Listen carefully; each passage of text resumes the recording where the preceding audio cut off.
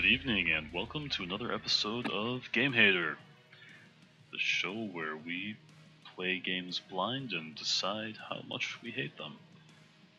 Speaking of blind, no one on this title screen has eyes. Well, eyes seem like they're pretty overrated. They are. Especially when you're a cyborg. Why do you need eyes? That's true, they probably have much better sensors. So the game of the night is Neon Chrome. We are continuing with ROGUETOBER. Let's see what they're going to do to us.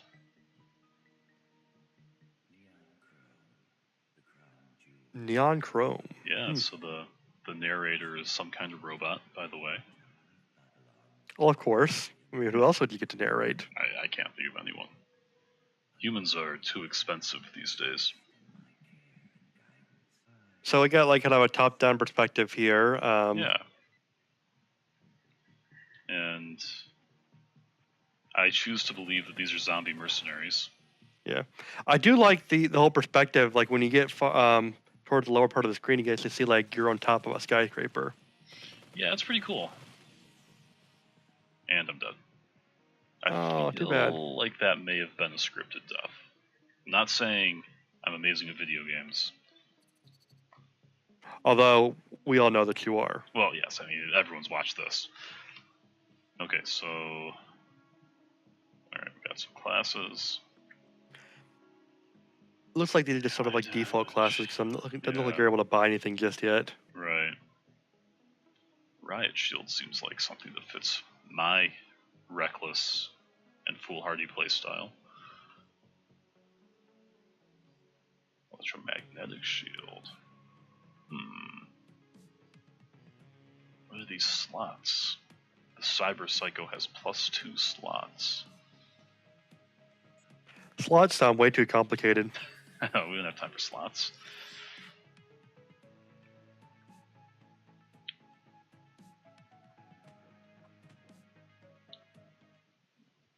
It's really hard to tell sort of what's going on with the screen.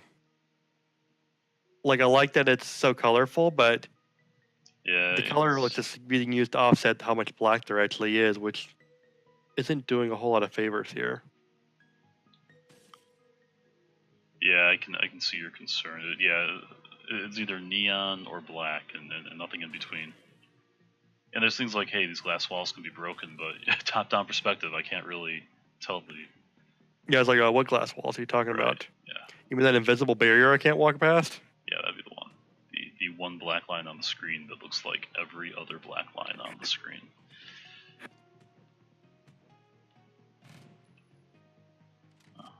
So... Thin walls, okay. Okay, it's having a teaching moment here. Yeah. Now, remember that sometimes you can break through walls, sometimes you can break through walls in a different way, and sometimes you can't break through walls, which should be pretty easy to remember. Yeah, I think I can handle that. Use my ability, which is missiles. Okay. Sometimes I can missile through walls. I seem to have to collect some kind of colored things. Am I a murderer? Wow, what a way to start a conversation. Very rude. And sometimes doors just open up. Needs one key. There's a key in there, so I'll just smash my way through. Oh, this is one of the walls that'll open up only if you use a key. Yeah. Okay, so I guess clearing a stage gives me something. Alright, let's actually read stuff. Health 25, speed and health. Let's do speed and health.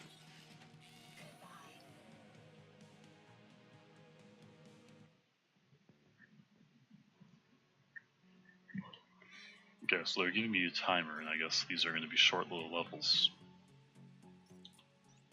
Well, it's counting up, it's not counting down. Even so.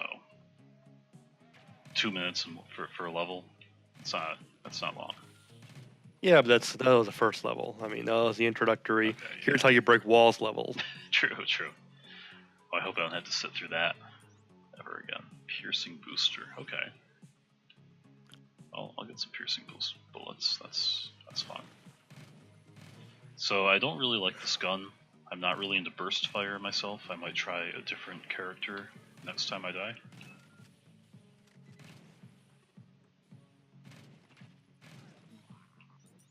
It's always weird having a gun combat in a top-down perspective like this. Yeah, I've seen it done. Enter the Gungeon is an example. Yeah, and we did it for a while together. We were playing that Helldivers.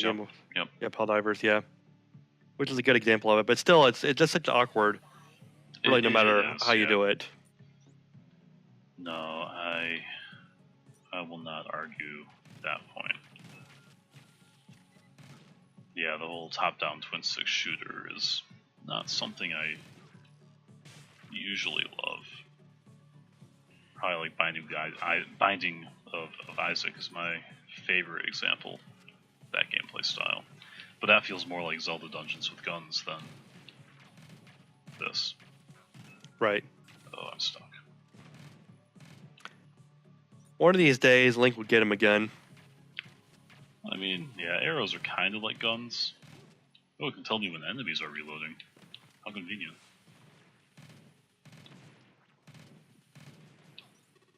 Yeah, I either need single shots or full automatic. This whole half measure thing is not doing it for me. Sorry, I'm getting a little angry at those sentries. Not giving me an opening.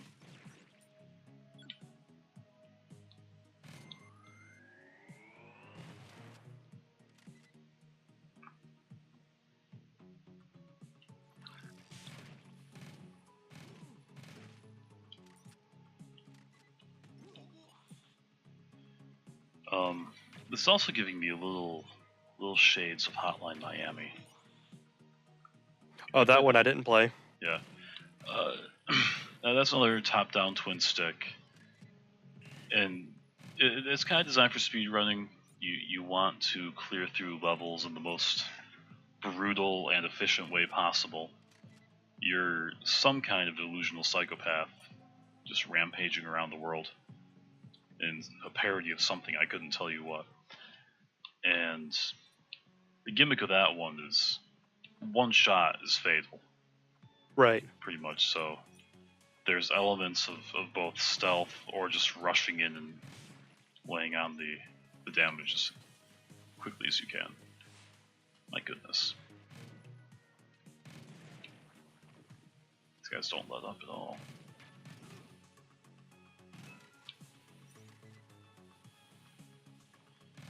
Yeah, I can already tell that this game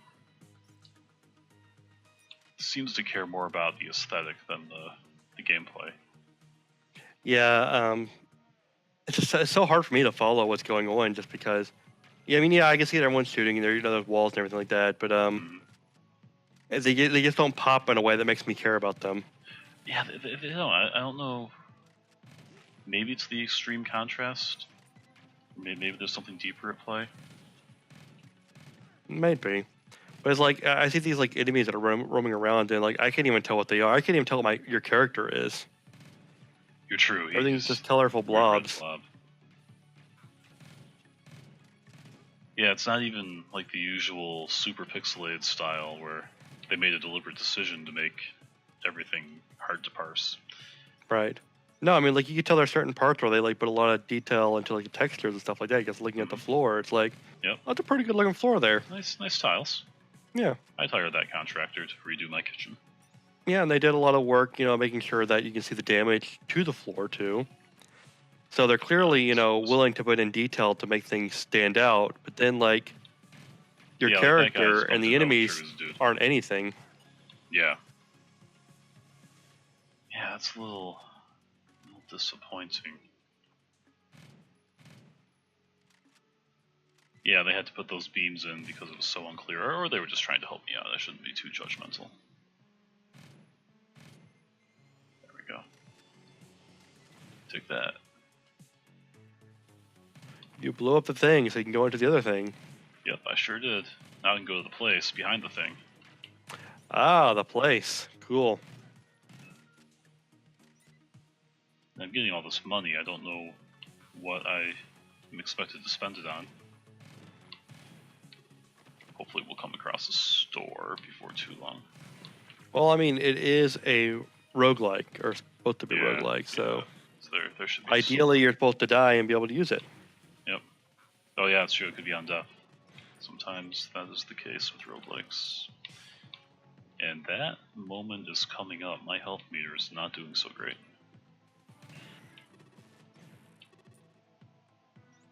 Yeah, I was going to say, you've been sort of running a little bit too long for comfort here. It's that 15% defense.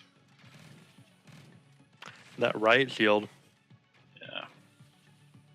Man, you remembered the name of the thing, not just its function.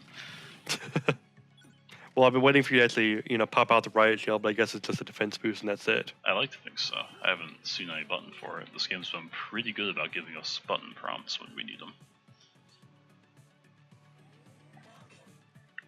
Alright, what do we have?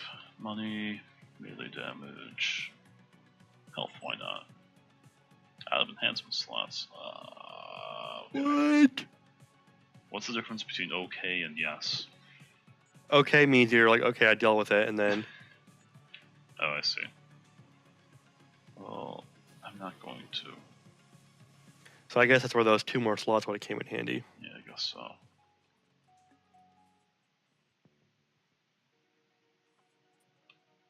Gotta have more slots. So I'll just waste my bullets a little. I don't seem to have limited bullets. Maybe I do. It says 21 next to your gun. What's this? 3% increased damage to bosses. Okay. So another thing you can equip at the cost of unequipping something else. Choices. I imagine one of the things you spend your money on is buying more slots for ships. Yeah. So I'm watching your bullets. You're down to 6, so like you're running out. So if I reload, I've got 21 again. Yes. So I don't have. Oh, there it is. And dead. All right. Well, we needed to see what happened beyond death. Oh, killed by a security guard. How embarrassing. What kind of hacker assassin am I? Okay, so what's up here? Yeah, I can buy more slots. Let's do it. Bam. Ooh, nice. Let's keep buying slots. Okay, so... Buy a permanent health upgrade, weapons upgrades, luck upgrades, energy upgrades. So I guess these are soft level caps. They only go up to 100 or 10 in this case. Well, let's do damage, health. Okay, well, that seems like a good place to keep going. No, that's pretty straightforward. At least you don't have to, search and try to find how to use those upgrades you've been working so hard to get. Right. Last time we played, the game wasn't quite so clear on that. Not at all. Okay, so they're doing the Rogue Legacy thing, where you have a selection of people. Yeah. I think I'd rather do the shotgun. See what happens. It's too bad that it's not more like Rogue Legacy, where it's a little bit more clear what the different characters are like. They're just like random stats, and that's it. Yeah, Rogue Legacy had a lot of fun with the character stuff. And I love that game for it. It's a very good game. Yeah. I could see myself wanting to play it again before long. Absolutely. I've gone through it a few times, and it was a joy every single time. Okay, so shotgun means I have to get close, which is good because they're running right at me. Yeah.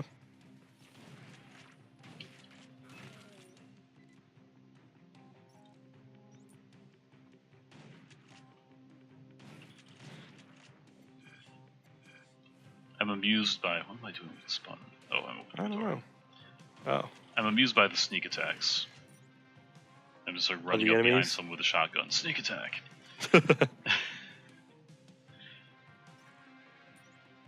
It's like a stealth mechanic that barely exists beyond the general principle of attack from behind whenever possible. Right. Which, I mean, is really the only stealth tactic you need. Yeah, it's true. Why would you want to go sneaking around inside of a cardboard box or something silly like that? I guess where it's rankling me is that I've got full knowledge of everything. You know, usually with stealth games, you're giving up your own vantage for the sake of stealth. You know, you can't see the enemies can't see you either, kind of thing. Right. Here, you can see whatever you want. So trying to be stealthy just seems silly. Because it's, you know, so it's one-sided information. Well, this level's impossible, this game is bullshit. Then we're done. There's a red key. Alright. Alright, this game is not quite as bullshit as we thought it was. Borderline still pretty acceptable. bad, though. Yeah, this is... It just feels so uninspired. Yeah, I mean, I think you pretty much nailed it when it's all about aesthetic, really, than Yeah. anything else.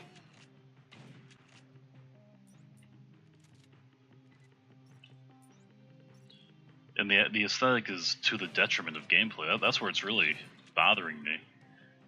The first thing you said was I have no idea what's going on. And I'm not doing much better. Yeah. And when you have a game where it's like it's so hard to, you know, sort of see what's going on, it just makes the game so boring. Like I'm just like I'm watching this try to be engaged, but it's kind of hard to be engaged. Yeah, just a bunch of bright, flashy colors. Yeah. There's nothing really interesting for me to, you know, latch onto and say, oh, that's kind of interesting. Aside from that initial, oh, cool, that skyscraper effect is kind of neat. Right. Oh man. All right, let's do one more run. Okay. Before we hang it up.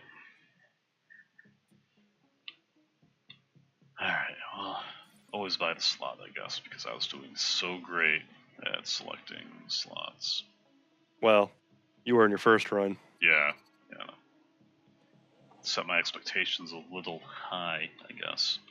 All right. So no burst rifle. I'm gonna go with more damage.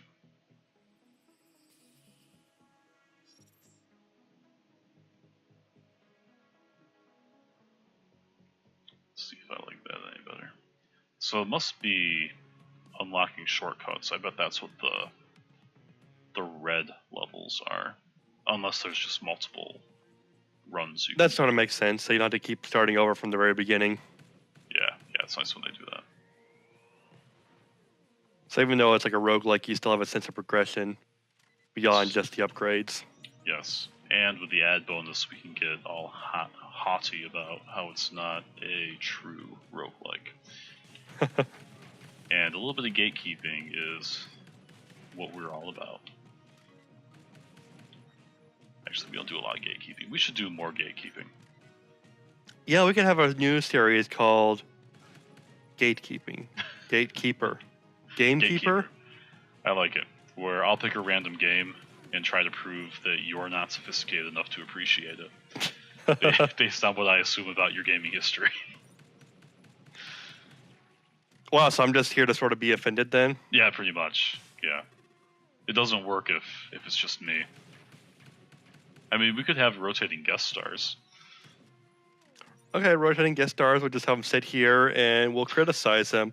We'll have them pick like their favorite game. Yeah. And then we'll tell them why their favorite game is a terrible example of whatever genre it belongs to. Right. And then how they would just not be equipped to appreciate whatever game we decide is a better example. Yeah. I like it. Or even take it a step further and we'll even tell them why the game they picked is actually the better game and why they, even though they like it, they don't understand why they like it. That's right. And even so, I mean, they don't have all the requisite background to like it. Yeah, because I mean, like, how can you appreciate, you know, for example, this game if you didn't play, you know, Xevious, the game that came before it, you know, 10 years ago? Yeah. It just doesn't work.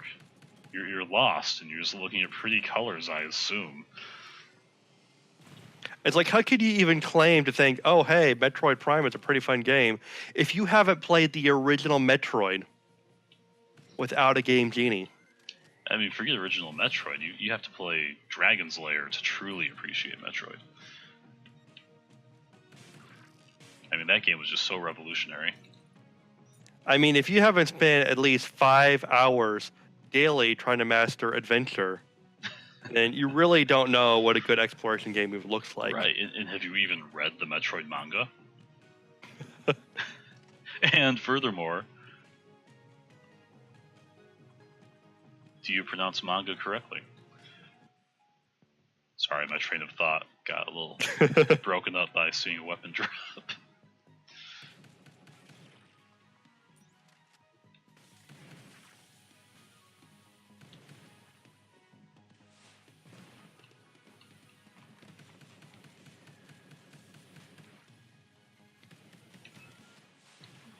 Now we're in true bullet hell. Yeah. Which is a marked improvement. Certainly gives you more to do. Yeah. And now it's over. The end of interesting gameplay. Now we're back to these random scattery things that sort of remind me of like the little water striders. Yeah, I can see that. Kind of robot spider in 2D is going to do that. Yeah.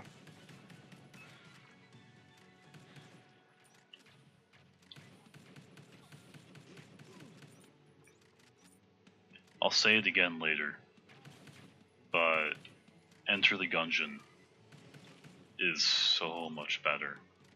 It's another top-down twin-stick bullet hell roguelike shooter, but it just does everything a little bit better. It's got more personality, the aesthetic is more fresh and interesting and kind of amusing.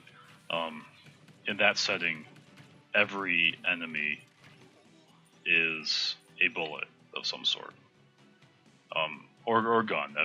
It's an entire world where everything is somehow a sentient firearm or a piece of ammunition. Mm-hmm. Instead of this kind of generic cyberpunk setting. That sounds cool, but also like just imagining how that world works sounds horrifying. Yeah, I wouldn't want to live there. All right, I was gonna point out something, although it's kind of a little bit late because it sort of scrolled by, but Yep. I was looking at like the background beyond like the building, and like Over it had here. the logo there, and I couldn't understand why this logo was pointing up, because it looks like we're looking down towards like the streets, what's below us, but like because there's like little cars driving by in the background, but then like had this huge logo for Neon Chrome just floating by, and I was like I couldn't understand It must be how plot that worked. related. What? I don't know. Chamber. Omnitech. I don't know. Let's do this one. Let's find that thing. I'm curious now. Well, I mean, it had to just scroll back by. I don't think it's gonna do it on its own. Oh, it was one of the flying cars. It's just something in the background element. That was all. It's not something you can find because the background element is just constantly on the move. I understand. Well, we will have to deduct a few points for that. By the way, we're using points tonight. Using our 7,182 point scale. And no, that wasn't a typo. I really meant to say that the whole time. 782 point. 7,000. Oh, Not 7,000. 7,000, yes. Okay. So yeah, be prepared. Because our rankings are as vast as they are precise. I think this game is not quite going to earn its perfect 5,000 out of 7,000 score that it's looking for. Yeah, it might not even make it to 70. Well, that wasn't the answer.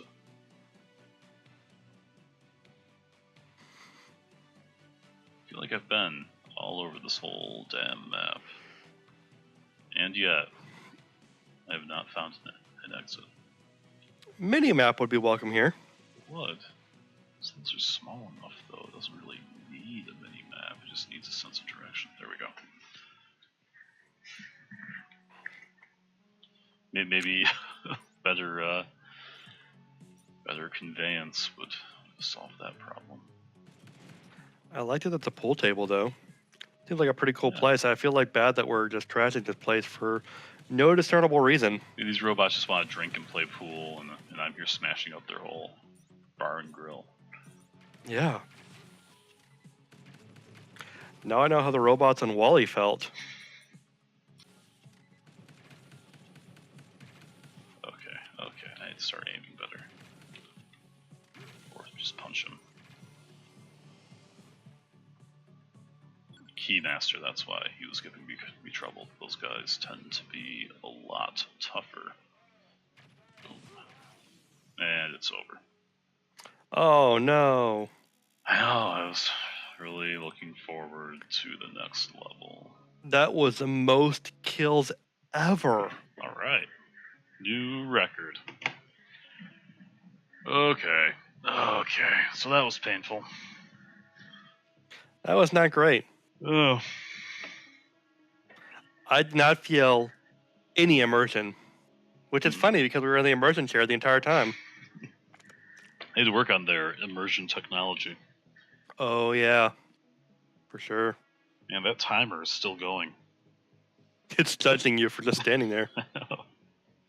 Got the Boss of Me timer. There it is.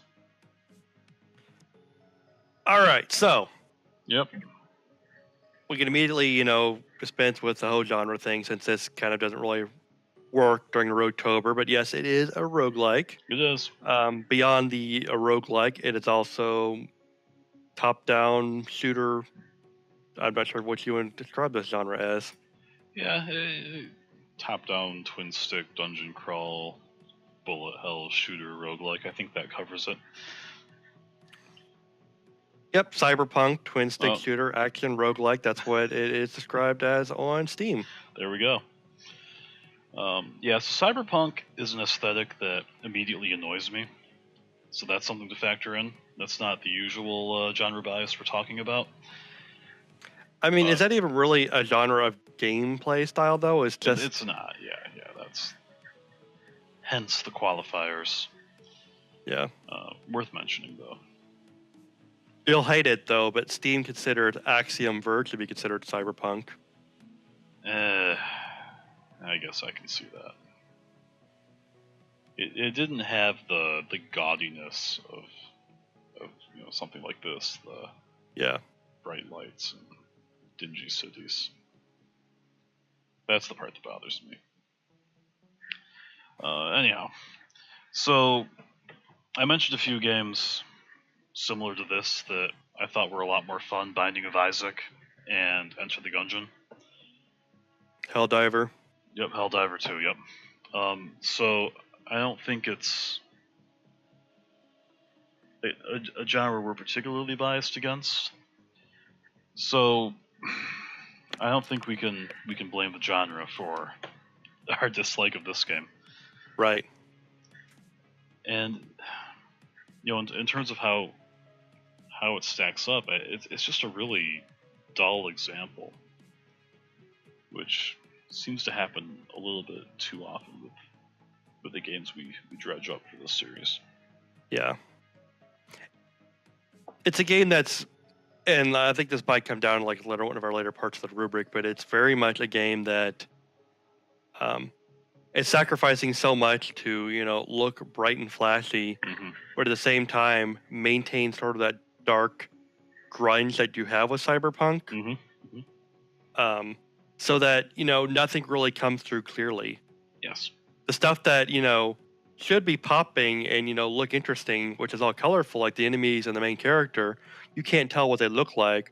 Whereas somehow the stuff that's supposed to be dark and sort of background elements, you actually can sort of actually tell better what those are than the actual bright stuff. Right, so let's walk over here, for example. Oh, there's that neon chrome.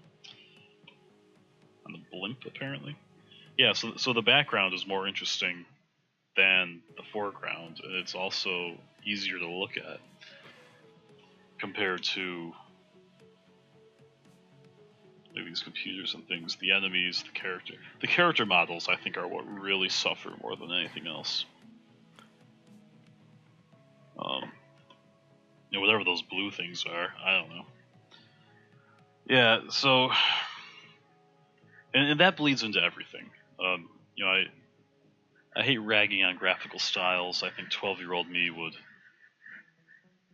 have unkind words for myself in doing so, but graphics do matter.